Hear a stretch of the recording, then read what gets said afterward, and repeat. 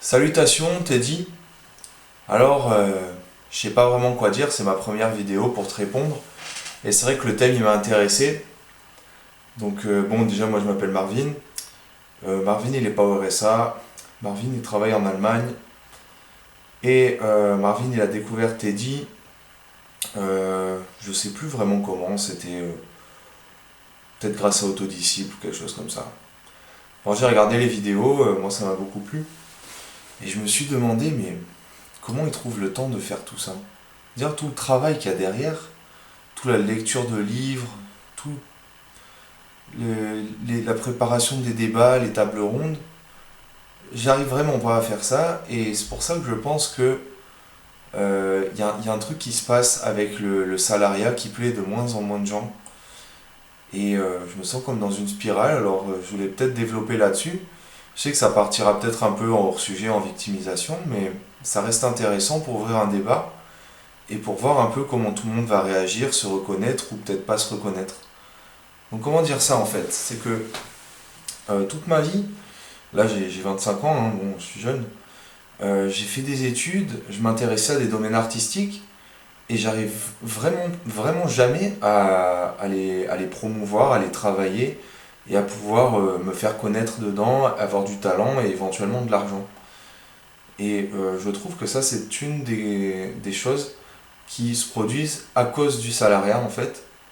Enfin, je comprends pas pourquoi je devrais bosser comme un con dans une entreprise qui est en plus à l'étranger pour, tu vois, juste gagner des sous. Et puis, la plupart des gens, qu'est-ce qu'ils font? Ils gagnent leurs sous, ils rentrent chez eux, ils mettent une télé-réalité et ils s'occupent plus du reste.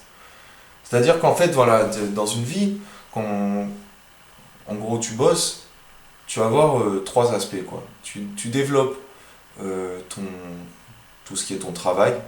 Donc il faut être au bureau, ou quel que soit le travail que tu fais, tu dois être sur place, concentré, et faire ce que tu as besoin de faire à ce moment dans ce travail-là. Dire que tu n'as pas d'échappatoire, tu vas travailler tes 40 heures par semaine, et tu n'as pas vraiment d'autre choix que de faire ton travail. Bon.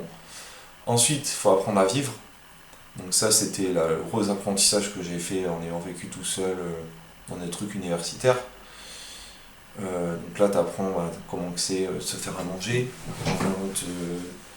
de se démerder à se laver son linge, à s'occuper de faire le ménage dans la maison. Et le troisième aspect, c'est le projet personnel. Le projet personnel, pour moi, ça a été tantôt faire de la photo, tantôt faire de la musique. Bon, maintenant, le problème, c'est qu'il y a tout qui m'intéresse. Et là, quand je suis tombé sur ton truc de faire des vidéos, me lancer sur YouTube, bon, franchement, c'est pas un truc que je vais faire, je voulais juste voilà, te répondre et, comme je disais, ouvrir un débat. Mais je pense qu'on est dans une époque où on a vraiment trop de choses, trop d'intérêts. Et le fait de choisir quelque chose et de s'y tenir et de bosser que cette chose-là en se détournant du reste, c'est de plus en plus dur pour plein de personnes. Il y avait déjà Rabelais qui écrivait dans Pantagruel que déjà à son époque c'était quelque chose de prodigieux pour apprendre plein de choses hyper facilement avec le développement du livre, des bibliothèques.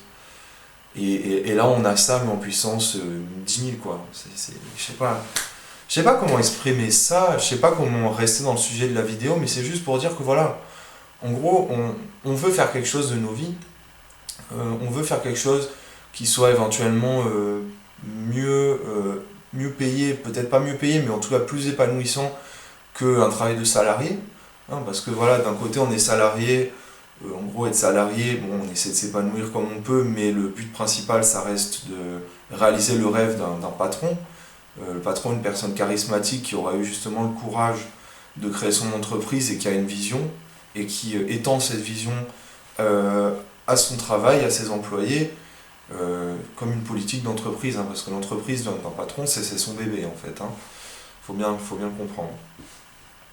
Et donc, on en revient à ça, c'est que au final, comment on va exploiter le temps qu'il nous reste sur le côté, comment faire comprendre aux gens que la distraction n'est pas forcément une bonne chose quand on est salarié, parce que le temps qui nous reste quand on est salarié est tellement petit que si on le passe tout entier à se distraire, on n'arrivera jamais, quoi. On n'arrivera jamais à s'épanouir et à faire quelque chose.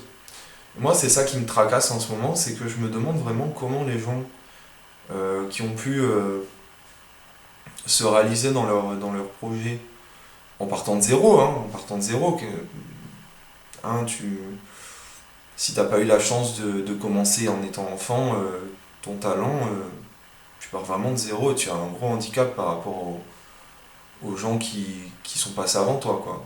Et la concurrence est rude. Donc comment on peut trouver le temps en même temps de, de s'occuper d'un travail salarié, puis en même temps de vivre, et puis en même temps de faire le projet personnel, voilà. Ça c'est la question avec laquelle je finis cette vidéo. Je vous prie de m'excuser si elle était un peu ennuyeuse par certains aspects, mais c'est vraiment la question qui me taraude, que je me pose. J'aimerais bien savoir comment vous faites, hein, parce que moi personnellement, voilà, je vis en Allemagne, je maîtrise pas du tout l'allemand, j'y arrive pas. Je dois m'occuper de ma santé, je dois m'occuper de ma maison, je dois m'occuper de ma famille qui est restée en France, donc ça passe par des coups de fil interminables. Et ouais, ça m'intéresse vraiment de savoir quel est votre parcours à vous, jeune créateur, hein, que vous soyez dessinateur, photographe, musicien, j'en sais rien, toutes les belles choses qu'on peut produire comme ça dans la vie. Comment vous gérez votre temps et comment vous avez envie de gérer votre temps, quels sont vos rêves, quels sont vos désirs, quels sont éventuellement vos handicaps, quelles sont les barrières auxquelles vous vous heurtez. Euh, voilà, tout simplement, comment vous comptez mettre en place d'achever vos objectifs, que ce soit artistique ou entrepreneuriat. Hein, parce que bon, les deux sont liés au final, hein. Si tu veux vivre de ton talent, il faut à un moment donné créer une compagnie. Là, on voit bien ce qui s'est passé pour les youtubeurs qui se sont rassemblés en collectif. On voit bien que finalement, quand on est photographe, on peut devenir tout à fait indépendant, mais que bon, c'est des débuts quand même difficiles. Et pour la musique, n'en parlons même pas. La musique, il y a une première étape, c'est de se faire connaître. Et après, peut-être espérer se faire repérer sur Internet, comme ça a été le cas pour des gens à la con comme Grégoire, tu vois. Grégoire, tu vois. Grégoire. Et voilà, c'est tout ce que j'ai à dire. Je vous remercie pour votre écoute, pour ce contenu jusqu'au bout. J'espère que Teddy m'aura vu et qu'il aura éventuellement envie de me répondre en commentaire. Ça me ferait plaisir. À bientôt. Portez-vous bien. Prenez soin de vous.